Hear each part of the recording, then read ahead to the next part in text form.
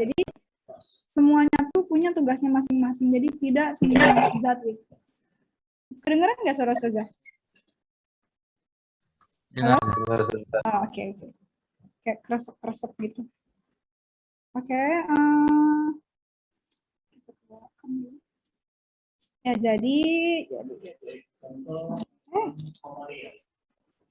jadi masing-masing itu punya tugas dan tidak semua zat diterima oleh masing-masing bagian ini.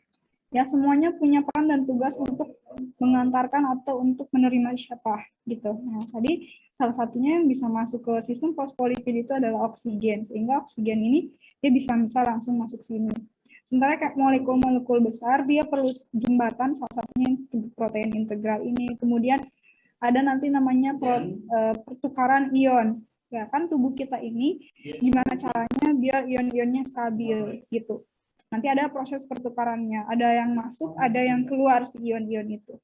Karena tidak boleh dalam tubuh kita ini terlalu misalnya banyak ion tertentu, harus seimbang. Nah, lewat mana ion-ion itu? Lewat si protein integral ini.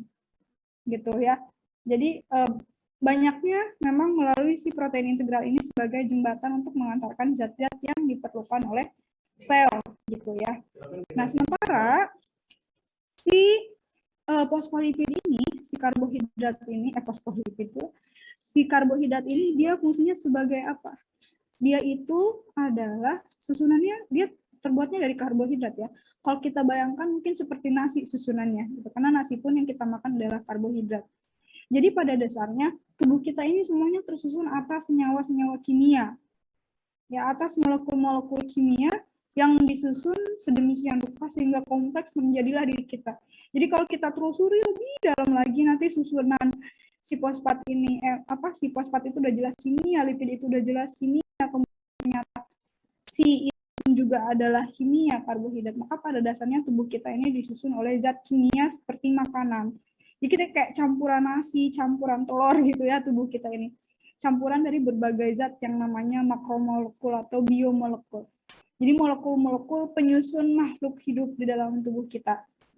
Ya, cuman bedanya kalau makanan sama makanan-makanan yang kita makan nggak ada DNA-nya. Maksudnya tuh ya kita makan, tapi kalau kita tuh bisa hidup, bisa berkembang dan sedemikian rupa. Tapi pada dasarnya kita tidak lebih seperti makanan yang disusun oleh berbagai zat protein, mineral, karbohidrat, dan seterusnya.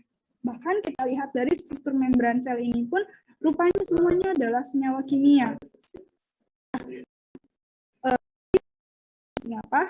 Nah, spesifik ini adalah karbohidrat. Karbohidrat ini gunanya buat apa? Gitu. Karbohidrat ini adalah fungsinya sebagai reseptor. Apa tuh reseptor?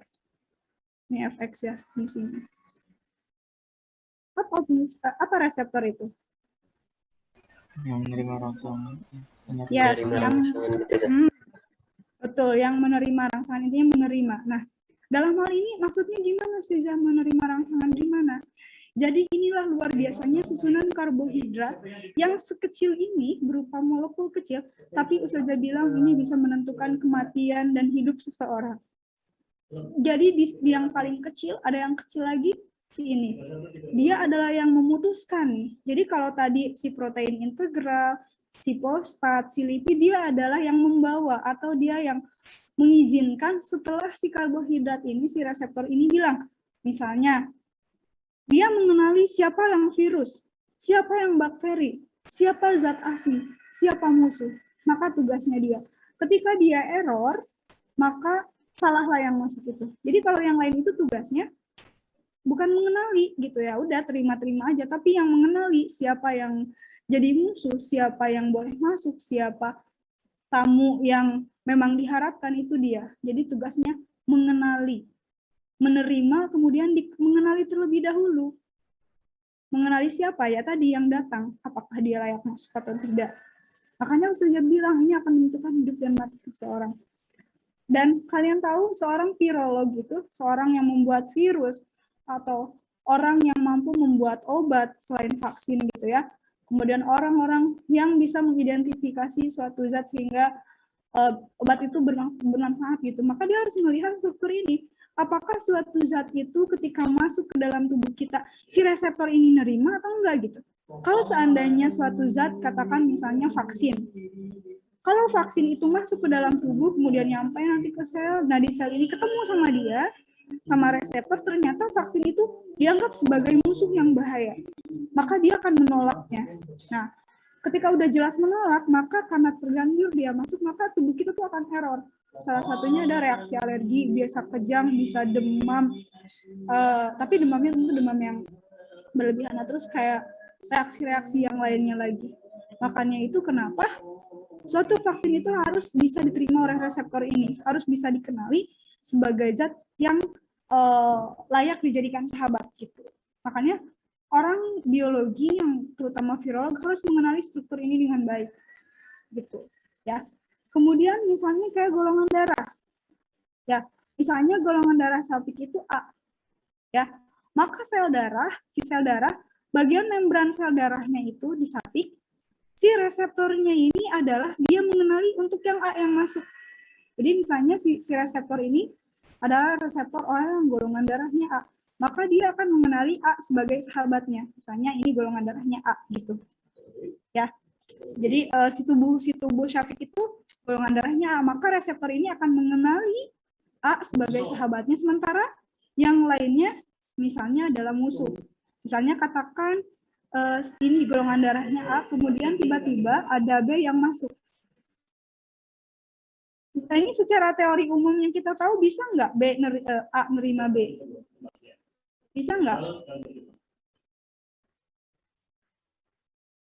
Bisa nggak A nerima B? Golongan darah A nerima transfusi dari B, bisa atau enggak? Yang kalian tahu secara umum? Tidak ya? Ya, nanti lebih detailnya ada resipien universal, ada donor universal. Tapi ini kita bicara satu case dulu, satu sampel ya. Jadi kenapa golongan darah B tidak bisa masuk ke A? Ini adalah contohnya membran sel darah Syafiq, kemudian ini kita perbesar, ini ada sebagai reseptornya gitu ya. Nah, karena si B ini ketika masuk ke sini, nempel gitu, kemudian istilahnya say hello, oh sorry aku nggak kenal sama kamu. Jadi dianggap si B ini sebagai musuh yang harus dimusnahkan. Maka ketika ketika dipaksakan, B ini masuk ke dalam tubuh, misalnya dipaksakan transfusi darah, padahal udah jelas-jelas golongan darahnya A, kemudian B dimasukkan, maka otomatis reseptor akan menolak mentah-mentah karena nggak kenal. Itu sehingga terjadilah error, nanti bisa saja mengakibatkan kematian karena setiap reseptor di dalam tubuhnya, reseptor darahnya itu akan menganggap dia sebagai benda asing yang harus dilawan. Maka pada akhirnya terjadi suatu efek yang kurang bagus, dan kalau